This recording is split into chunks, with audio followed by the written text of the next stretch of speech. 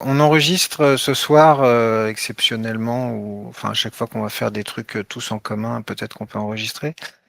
L'idée c'est que ceux qui sont pas là puissent rattraper, écouter ce qu'on a dit. En l'occurrence ce soir, vu qu'on va expliquer ce qu'on va faire ici, c'est potentiellement important. Donc c'est surtout la présentation et le fonctionnement du serveur. Le but c'est que les autres puissent rattraper. C'est moi qui ai pris l'initiative, en fait, de faire ce Discord-là, dû à l'engouement, en fait, de la conférence qu'il y a eu sur le RIC et je pense que c'est quelque chose qui nous fédère tous et comme Benoît et Léo ont accepté de suivre sur l'idée, dès la première, on va dire, première fois qu'on a fait ça en conférence sur Zero, voilà. On a fait ça pour que vous soyez un petit peu indépendants, que ça soit quand même dans la ruche officielle, puis que vous ayez un espace pour vraiment travailler que sur là-dessus sur ce truc. Voilà. Donc l'objectif, on l'a déjà dit, hein, ça va être en gros de rédiger le RIC des ruches, ou en tout cas de rédiger ici un RIC des ruches, ce qui ne veut pas dire qu'il ne veut pas y en avoir d'autres. L'idée, ça va être que chacun puisse monter en compétences au travers d'ateliers constituants, donc qui sont des ateliers de rédaction d'articles de constitution qui vont encadrer le fonctionnement du RIC lorsqu'il sera mis en place.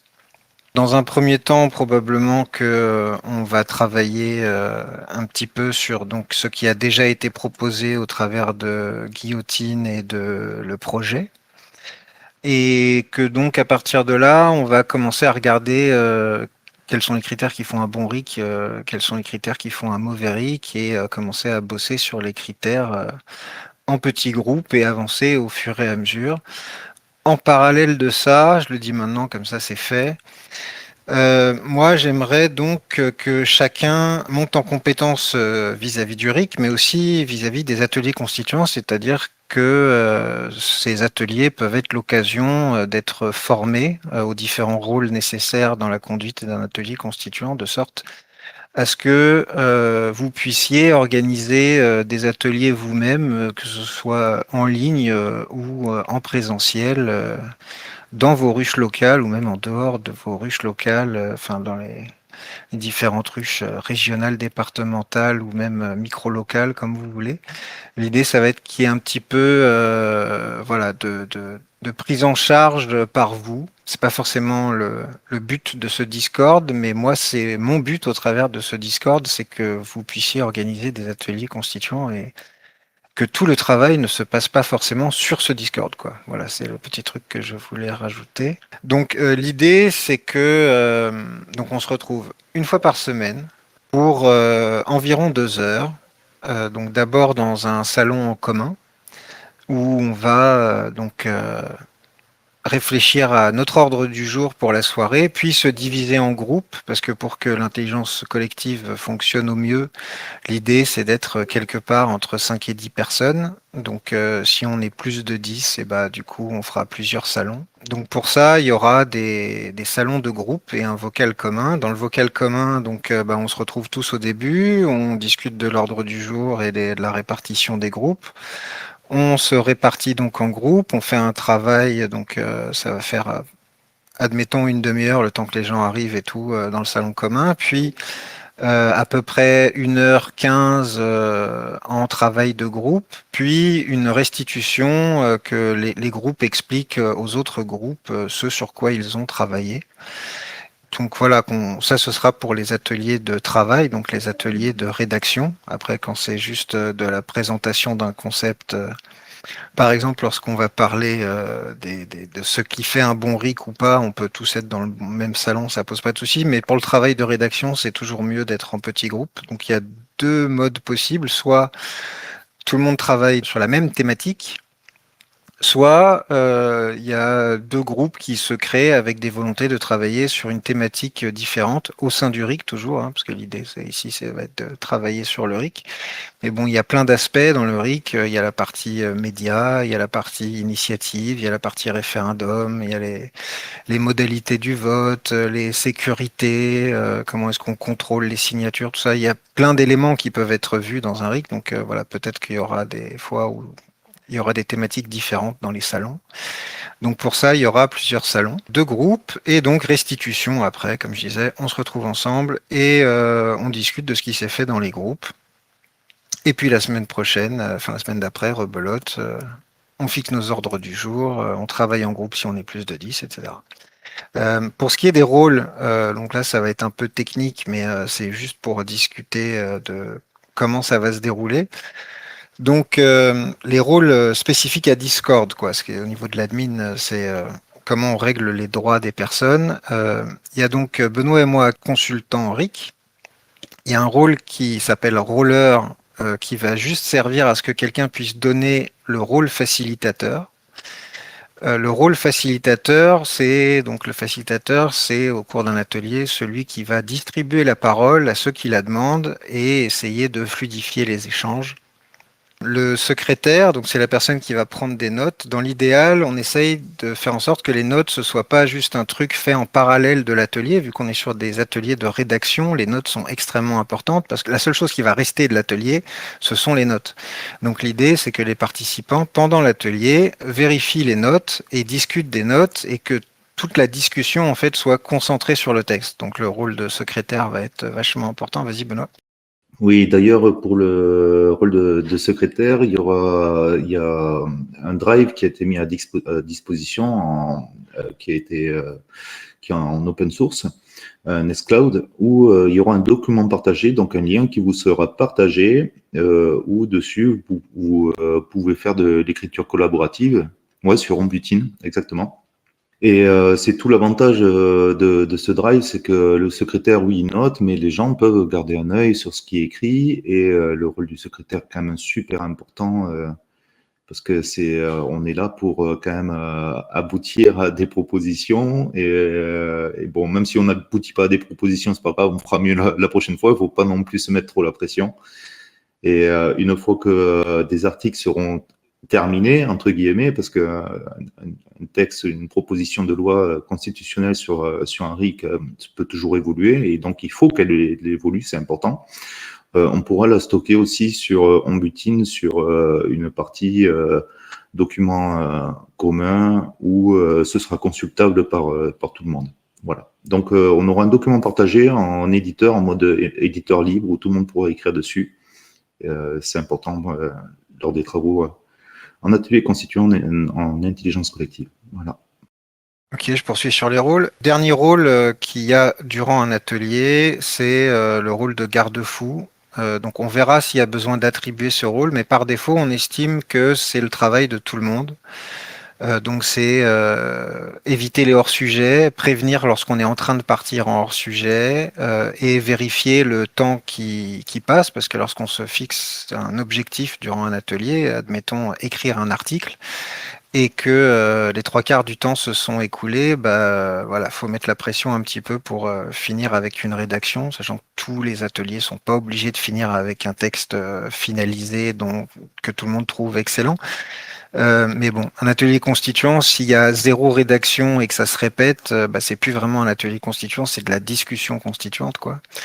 Donc voilà, rôle de garde-fou, on verra s'il y aura besoin de l'attribuer, mais normalement, c'est juste que bah, on rappelle à tout le monde que chacun est responsable de la bonne tenue de l'atelier. Le facilitateur, il est responsable de la fluidité des échanges, mais pas vraiment du contenu de l'atelier. Donc au niveau du contenu de l'atelier, on compte sur chacun. Voilà, vous êtes grand, c'est pas la peine de faire la police tout de suite. Tout va être public. Nous, on n'a pas de truc à cacher, hein. Mais il y a quand même une différence entre les documents dans lesquels les gens peuvent écrire et celui dans lesquels les gens peuvent pas écrire. Pendant l'atelier, ça va être des documents brouillons dans lesquels tout le monde peut écrire s'il veut. Si le secrétaire a mal pris les notes de ce que la personne a dit, par exemple, je sais pas, elle peut rectifier directement, etc. Par contre, les travaux finis, eux, seront sur des documents en lecture seule, quoi.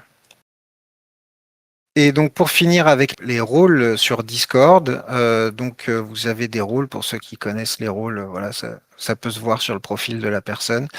Abeille groupe RIC qui est donné aux gens qui viennent des ruches. Et Convergence RIC qui peut être donné seul ou avec Abeille groupe RIC pour les gens qui soit viennent de nous, soit sont membres de l'un des collectifs qui travaillent déjà sur le RIC. Ça permet de voir un petit peu ceux qui ont potentiellement des compétences sur le RIC. Il y a également le rôle modération ruche 00, donc c'est des modérateurs de la ruche 00 qui, en cas de problème, pourraient intervenir ici, mais logiquement, il n'y aura pas besoin. Et le rôle qui est par défaut sur Discord, Everyone, donc c'est le rôle attribué lorsqu'on rejoint un serveur Discord. Donc, ce qu'il faut retenir pour ce qui est des rôles des ateliers, donc facilitateur, secrétaire, garde-fou. Et l'idée, c'est que si besoin, on vous forme aussi un petit peu aux méthodes de comment faire en sorte de prendre les meilleures décisions possibles dans un atelier, notamment au travers de ce qu'on appelle la recherche du consentement. Et les techniques de facilitation, si par exemple il y a un atelier où la facilitation ça s'est pas bien passé, on peut en discuter. L'idée c'est donc que vous montiez en compétence dans l'organisation d'ateliers. Donc voilà, faut pas hésiter à ce qu'on prenne des temps pour discuter de la méthode et de voilà de comment on fait de l'intelligence collective dans les meilleures conditions. On est aussi là pour ça. Donc je disais atelier hebdomadaire, on part sur le vendredi parce que pour l'instant c'est ce qui nous arrange, sachant que ce qui nous arrangeait à la base c'était le mercredi, mais a priori mercredi il y en a pas mal qui ont des réunions de ruches locales. Ce serait ballot qu'ils puissent pas faire les deux quoi. En même temps le vendredi donc sur la ruche 00 il y a les causeries. Ça va être un petit peu à cheval entre les deux. S'il y a des gens qui sont sur les causeries et qui veulent parler du RIC, bah faut pas hésiter à les envoyer ici. S'il y a des gens ici qui veulent pas parler du RIC, bah faut pas qu'ils hésitent à aller sur les causeries. Le déroulement d'un atelier, j'en ai déjà parlé, donc 15 minutes environ d'intro, répartition en groupe dans le vocal commun, 1h15 de travaux en groupe et 30 minutes de restitution et de discussion sur les travaux. De retour dans le vocal commun. Pour les ateliers en présentiel, je vais lire ce que j'ai écrit, c'est plus simple. Les groupes départementaux et autres groupes locaux sont invités à poursuivre localement les travaux commencés sur Discord ou à faire des travaux en parallèle entre deux ateliers Discord. Ils peuvent analyser les travaux des ateliers et faire des suggestions d'amélioration. Voilà, nous on va être sur un rythme hebdomadaire. Si entre vous voulez faire des ateliers en local ou sur Discord, voilà, on peut tout à fait organiser, faire en sorte que ce soit possible pour que ça avance plus vite, parce que mine de rien, ça va prendre un peu de temps tout ça, et plus vite on aura fini un RIC potable, et mieux ce sera. Donc voilà, faut pas hésiter à faire des travaux au niveau local ou sur Discord, un autre Discord ou celui-ci. Comme vous voulez, on s'arrangera. Oui, 20h30 tous les vendredis, sauf si ça pose un souci. Si 20h c'est mieux ou si 21h c'est mieux, on peut essayer de s'arranger. Eh bien, donc pour les prochains ordres du jour, comme je disais, faudrait qu'on commence par relire ce qui traite du RIC dans les extraits du projet et de Guillotine. C'est pas très long. Un atelier, ça devrait largement suffire à ça. Et discuter donc des points à travailler. Il y en a beaucoup qui ont bloqué sur l'histoire du veto présidentiel. Il y en a d'autres qui bloquent sur le fait que, au lieu de parler de RIC constituant, ça parle de constituante, etc. Donc voilà, ce sera faire le point sur ce genre de choses vis-à-vis de ce qu'on a analysé de la lecture du projet de Guillotine. Ensuite, donc un atelier, j'espère qu'un atelier ça suffira, mais peut-être que plusieurs peuvent être organisés, ça pose pas de souci. Sur donc ce qui fait un bon RIC, un mauvais RIC. Alors par rapport à RIC Carl, Human, le RIC Carl, donc constituant, abrogatif, révocatoire, législatif, c'est 4 des types de RIC qui existent, mais en fait il en existe beaucoup plus. Il existe par exemple, le dernier auquel on a pensé, c'est le RIC dissolutif qui nous tient à cœur, pouvoir dissoudre une assemblée. Le RIC convocatoire pour convoquer une assemblée, ça fait partie des classiques. Le RIC conventionnel aussi qui permet de créer des traités ou de sortir de traités et d'accords internationaux, quoi. Et puis ensuite, il y a aussi le RIC local, il y a tous les aspects du RIC. L'idée, c'est de ne pas se limiter au RIC Carl, D'où l'idée de, c'est le nom de ce serveur d'ailleurs, parce que beaucoup ne doivent pas connaître, Rush RIC ETM EPNM. Donc c'est une expression d'Étienne Chouard pour dire référendum d'initiative citoyenne en toute matière. Donc Karl et plus, et sans sujet interdit. Et EPNM, c'est écrit par nous-mêmes, dans l'idée que C'est ce qu'on va faire. c'est à nous de l'écrire, parce que si on laisse les élus l'écrire, ils écriront des trucs qui sont à leur avantage et à notre désavantage. C'est ça, c'est au-delà du RIC Karl. D'ailleurs, il y a aussi un RIC que Léo a inventé qui me plaît beaucoup, c'est le RIC d'immunité diplomatique. J'ai entendu qu'il y avait des personnes de Wikileaks.